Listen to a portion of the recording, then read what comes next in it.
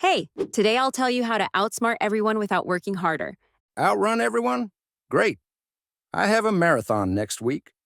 A marathon? It's a marathon, Will. Anyway, no, it's about outsmarting everyone. That's perfect. I've been meaning to start my James Bond villain arc.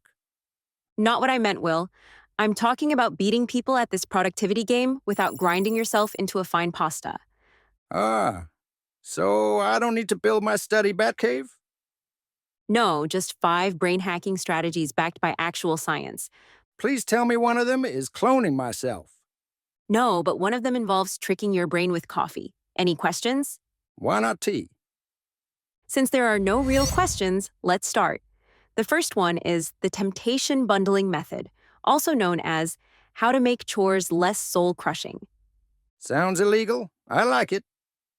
Here's how it works. Let yourself do something fun only when you're doing something productive. Wait, I can only watch my favorite show if I'm folding laundry? Exactly. The trick is to do the fun thing only during the boring thing. So I can't binge Netflix unless I'm at work. Got it. No, it's more like you can binge Game of Thrones while doing cardio. No, Will, close it. Anyway, behavioral economist Katie Milkman found that when people only allowed themselves to listen to addictive audiobooks like The Hunger Games while working out, their gym attendance significantly increased. So you're saying true crime podcasts are the key to getting six-pack abs? No, Will, but they might save your heart rate. Oh, that's boring. Are there any other combos I can do? Yes, there are other combos you can try, like only sipping your favorite iced coffee when writing an email, or only listening to the Scatman song while doing dishes, or only listening to your pop playlist when deep cleaning the bathroom. Nice. Now I will only do the dishes while listening to Baby Shark. Why does this actually work? It sounds too simple. Because your brain craves immediate rewards, not delayed gratification. By doing something you love with something you avoid, you're creating an instant reward system. Like how my mom, a long time ago, used to hide broccoli in my mac and cheese. Not exactly, but close enough. You see, the key is consistency. If you only let yourself watch that show you're obsessed with, Friends, while folding laundry, eventually your brain will look forward to laundry time. Wow, so I could trick myself into enjoying filing my taxes? Let's not get carried away, but you could make them less painful by pairing them with your favorite Colombian coffee that you only drink during tax prep. And Hey, viewers, subscribe and comment below with what temptation bundles you're gonna try. I bet yours will be better than Ella's boring examples.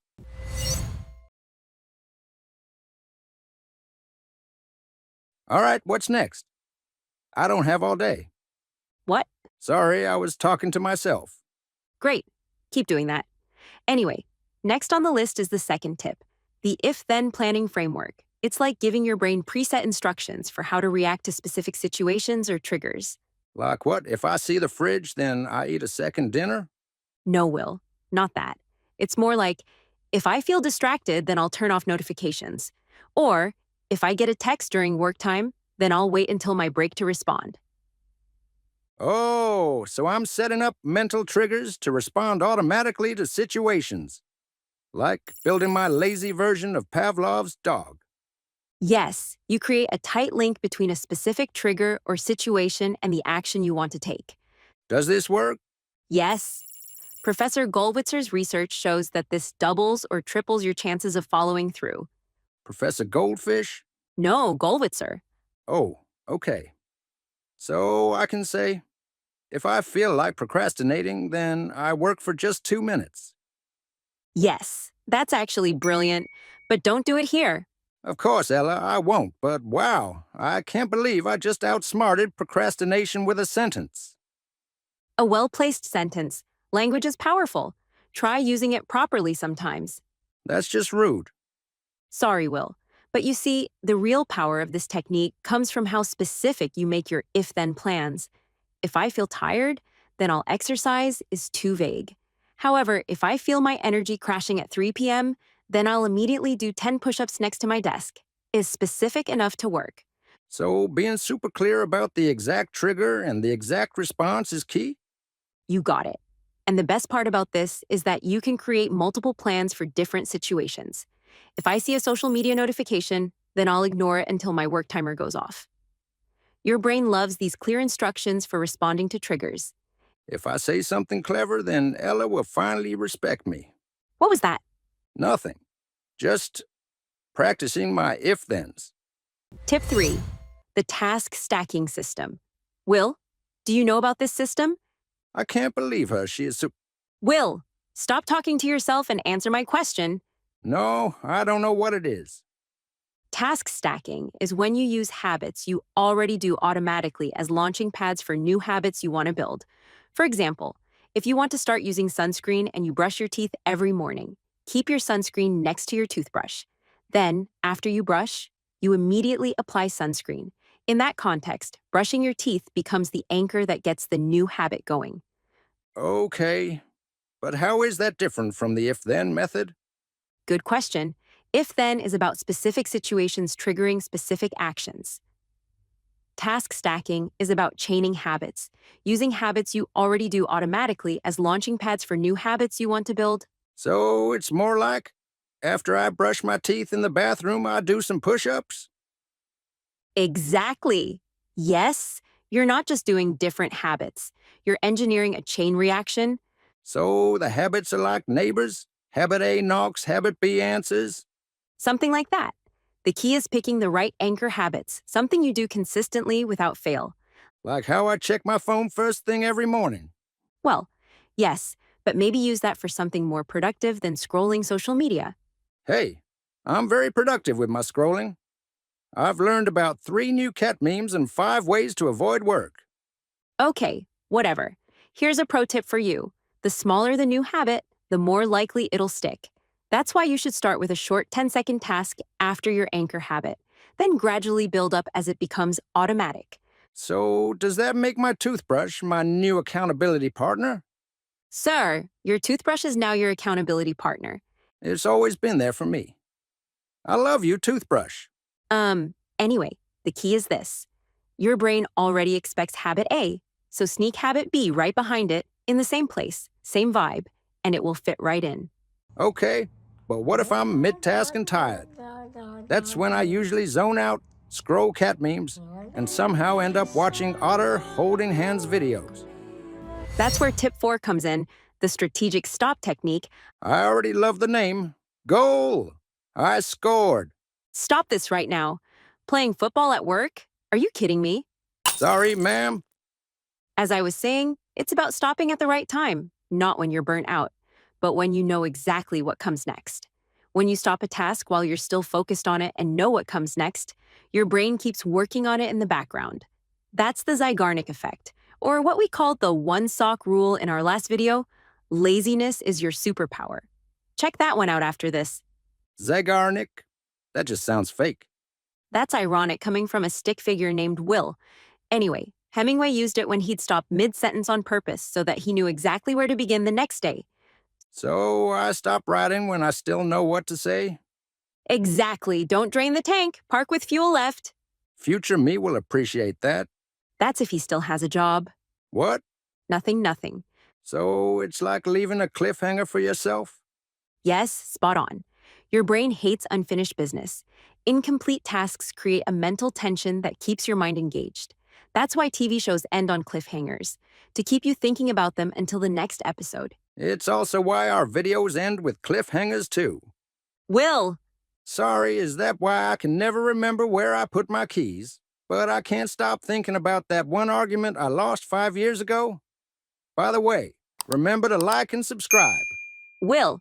Sorry, when do I use this exactly?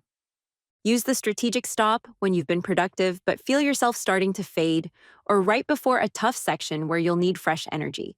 It also works when you've figured out what to do next, but instead of finishing it, you stop there so your brain stays locked in and ready to tackle the task later. Got it. Okay, boss. What's the last trick? Wow, okay. Tip 5 is the energy match method. Oh, I already know this one. I only work when I feel like it. That's not it. This is about tracking your natural energy highs and lows and doing the tasks that match them. So do the hard stuff when I'm sharp and the easy stuff when I feel like a potato? Exactly. Take Apple's Tim Cook, worth over $2 billion, who famously starts his day at 4:30 a.m. because he knows his mind is sharpest at that time for making billion-dollar decisions. But how do I know when my peak is? Try working in the morning on different tasks, then in the afternoon, then at night for a few days. Eventually, you'll spot the time of day when you perform better at specific tasks. So I don't write marketing emails about frozen yogurts at 6 a.m.? What? Never mind. You don't need to do that, Will, unless you want them to sound like medieval riddles. Most people fall into one of three chronotypes: early birds, night owls, or third birds, who peak in midday. The problem is that we often fight our natural rhythms instead of working with them. So I'm not lazy for struggling with morning meetings. I'm just a. What bird did you say? Oh, you are not a bird. You are a night owl for sure. Regardless of your type, everyone experiences natural energy fluctuations throughout the day. Like my 2 p.m. crash when I hide under my desk and pretend to be organizing cables. Is that what you're doing down there? Sometimes I'm actually organizing cables. Well, it doesn't matter. What matters is that the energy match method isn't about forcing productivity. It's about strategic timing. Match creative work to your high energy peaks, administrative tasks to moderate energy, and mindless work to your low energy periods. So I can still be productive even when I feel like a zombie? When are you ever a zombie? At work. As I was saying, it's about doing the right task at the right time and not forcing yourself to do everything all the time. To force yourself through every task, you need a better strategy. So I'm not lazy. I'm just badly optimized. Exactly. You're a Ferrari with the emergency brake on. I feel seen. Do you feel seen too, Lizard? Lizard, where did you go? Raw. Will, what have you done? Nothing. I just fed him chocolate. You what? You can't give lizards chocolate. It turns them into monsters. What do we do? To those of you watching, please like and subscribe. It's the only way to shrink him before he eats the camera. Seriously, hit that like button or we're lizard lunch. Also, share this with your friends and check out our video, Why Laziness is Your Superpower, to learn the one sock rule. It might just save your life. Or your productivity. He's chewing on the tripod, Ella. This is not a drill. Please subscribe and save us.